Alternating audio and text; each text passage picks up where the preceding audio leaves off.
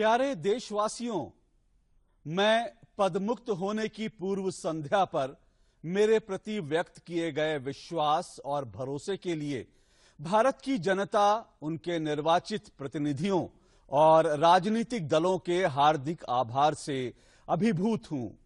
मैं उनकी विनम्रता और प्रेम से सम्मानित हुआ हूं। मैंने देश को जितना दिया उससे कहीं अधिक पाया है। इसके लिए मैं भारत के लोगों के प्रति सदैव ऋणी रहूंगा।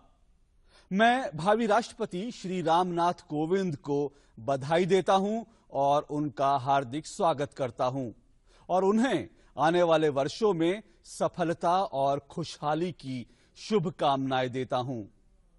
प्यारे देशवासियों, हमारे संस्थापकों ने संविधान को अपनाने के साथ ही ऐसी प्रबल शक्तियों को सक्रिय किया जिन्होंने हमें लिंग, जाति, समुदाय की असमान बेड़ियों और हमें लंबे समय तक बांधने वाली अन्य श्रृंखलाओं से मुक्त कर दिया। इससे एक सामाजिक और सांस्कृतिक विकास की प्रेरणा मिली, जिसने भारतीय समाज को आधुनिकता के पथ पर अग्रसर किया। एक आधुनिक राष्ट्र का निर्माण कुछ आवश्यक मूल तत्वों, प्रत्येक नागरिक के लिए लोकतंत्र अथवा समान अधिकार, प्रत्येक पंथ के लिए निरपेक्षता अथवा समान स्वतंत्रता, प्रत्येक प्रांत की समानता तथा आर्थिक समता पर होता है। विकास को वास्तविक बनाने के लिए देश के सबसे गरीब को यह महसूस होना चाहिए कि वह राष्ट्र गाथा का एक भाग है। प्यारे देशवासियों, 5 वर्ष पहले जब मैंने गणतंत्र के राष्ट्रपति पद की शपथ ली थी, तो मैंने अपने संविधान का न केवल शब्दशः बल्कि मूल भावना के साथ संरक्षण, सुरक्षा और परिरक्षण करने का वचन दिया। इन 5 वर्षों के प्रत्येक दिन मुझे अपने दायित्व का बोध था। मैंने देश के सुदूर हिस्सों की यात्राओं से सीख हासिल की।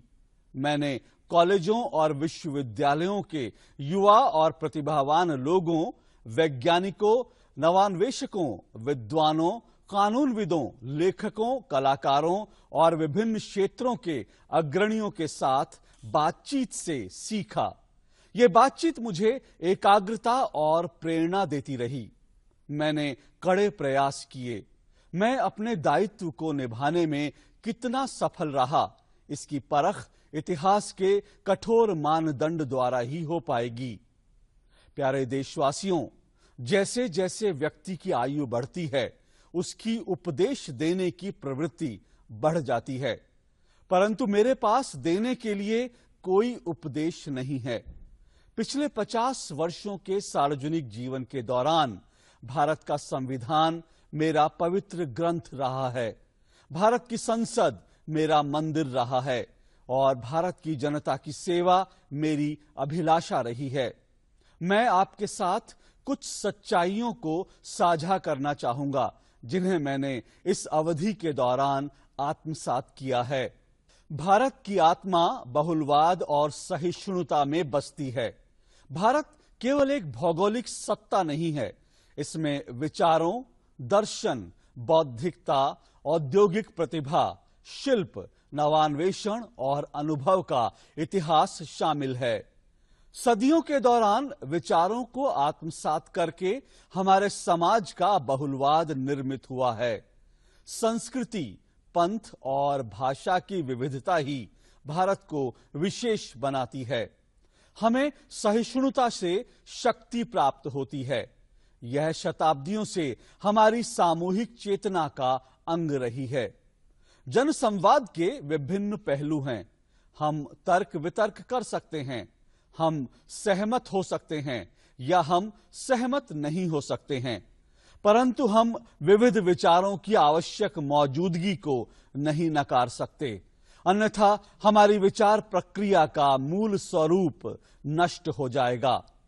सहृदयता और समानुभूति की क्षमता हमारी सभ्यता की सच्ची नींव है, परंतु प्रतिदिन हम अपने आसपास बढ़ती हुई हिंसा देखते हैं।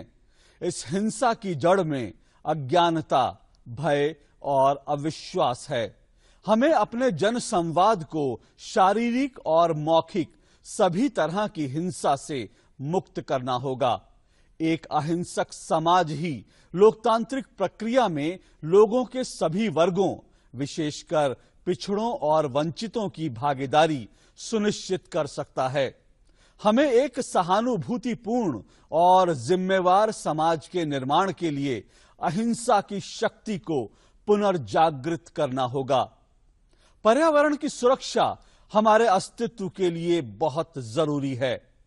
प्रकृति हमारे प्रति पूरी तरह उदार रही है, परंतु जब लालच आवश्यकता की सीमा को पार कर जाता है तो प्रकृति अपना प्रकोप दिखाती है। अक्सर हम देखते हैं कि भारत के कुछ भाग विनाशकारी बाढ़ से प्रभावित हैं, जबकि अन्य भाग गहरे सूखे की चपेट में हैं। जलवायु परिवर्तन से कृषि क्षेत्र पर भीषण असर पड़ा है। वैज्ञानिकों और प्रौद्योगिकीविदों को हमारी मिट्टी की सेहत सुधारने, जल स्तर की गिरावट को रोकने और पर्यावरण संतुलन को सुधारने के लिए करोड़ों किसानों और श्रमिकों के साथ कार्य करना होगा। हम सबको अब मिलकर कार्य करना होगा, क्योंकि भविष्य में हमें दूसरा मौका नहीं मिलेगा। जैसा कि मैंने राष्ट्रपति का पद ग्रहण करते समय कहा था कि शिक्षा एक ऐसा माध्यम है जो भारत को अगले स्वर्ण युग में ले जा सकता है। शिक्षा की परिवर्तनकारी शक्ति से समाज को पुनर्व्यवस्थित किया जा सकता है। इसके लिए हमें अपने उच्च संस्थानों को विश्व स्तरीय बनाना होगा। हमारी शिक्षा प्रणाली द्वारा रुकावटों को सामान्य घटना के रूप में स्वीकार करना चाहिए और हमारे विद्यार्थियों को रुकावटों से निपटने और आगे बढ़ने के लिए तैयार करना चाहिए। हमारे विश्वविद्यालयों को रटकर याद करने वाला स्थान नहीं, बल्कि जिज्ञासु व्यक्तियों का सभा स्थल बनाया जाना चाहिए। हमारे उच्च शिक्षा संस्थानों में रचनात्मक, विचारशीलता, नवान्वेषण और वैज्ञानिक प्रवृत्ति को बढ़ावा देना होगा। इसके लिए विचार विमर्श, वाद विवाद और विश्लेषण के जरिए तर्क प्रयोग करने की जरूरत है। ऐसे गुण पैदा करने होंगे और मानसिक स्वतंत्रता को बढ़ावा देना होगा। हमारे लिए समावेशी समाज का निर्माण विश्वास का एक विषय होना चाहिए। गांधी जी भारत को एक ऐसे समावेशी राष्ट्र के रूप में देखते थे जहां आबादी का प्रत्येक वर्ग समानता के साथ रहता हो और समान अवसर प्राप्त करता हो। वह चाहते थे कि हमारे लोग एकजुट होकर निरंतर व्यापक हो रहे विचारों और कार्यों की दिशा में आगे बढ़ें। वित्तीय समावेशन समतामूलक समाज का प्रमुख आधार है। हमें गरीब से गरीब व्यक्ति को सशक्त बनाना होगा और यह सुनिश्चित करना होगा कि हमारी नीतियों के फायदे पंक्ति में खड़े अंतिम व्यक्ति तक पहुंचें। एक स्वस्थ, खुशहाल और सार्थक जीवन प्रत्येक नागरिक का बुनियादी अधिकार है। खुशहाली मानव जीवन के लिए अत्यंत आवश्यक है। खुशहाली समान रूप से आर्थिक और गैर आर्थिक मापदंडों का परिणाम है। खुशहाली का लक्ष्य सतत विकास के उस लक्ष्य के साथ मजबूती से बंधा हुआ है जो मानव बेहतरी, सामाजिक समावेशन और पर्यावरणीय स्थिरता का मिश्रण है। गरीबी मिटाने से खुशहाली में भरपूर तेजी आएगी। सतत पर्यावरण से धरती के संसाधनों का नुकसान रुकेगा। सामाजिक समावेशन से प्रगति के फल सभी को सुलभ होंगे। सुशासन से लोग पारदर्शिता, जवाबदेही और सहभागी राजनीतिक संस्थाओं के माध्यम से अपना जीवन संवार पाएंगे। प्यारे देशवासियों, राष्ट्रपति भवन में मेरे 5 वर्षों के दौरान हमने एक मानवीय और खुशहाल टाउनशिप का निर्माण करने का प्रयास किया। हमने खुशहाली देखी जो प्रसन्नता और गौरव, मुस्कान और हंसी, अच्छे स्वास्थ्य, सुरक्षा की भावना और सकारात्मक कार्यों से जुड़ी हुई है। हमने हमेशा मुस्कुराना, जीवन पर हंसना, प्रकृति से जुड़ना और समुदाय के साथ शामिल होना सीखा।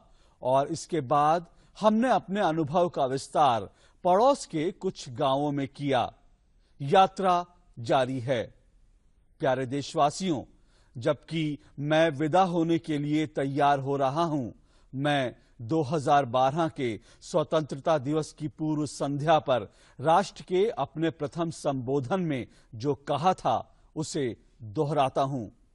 इस महान पद का सम्मान प्रदान करने के लिए देशवासियों तथा उनके प्रतिनिधियों के प्रति कृतज्ञता प्रकट करने के लिए मेरे पास पर्याप्त शब्द नहीं हैं।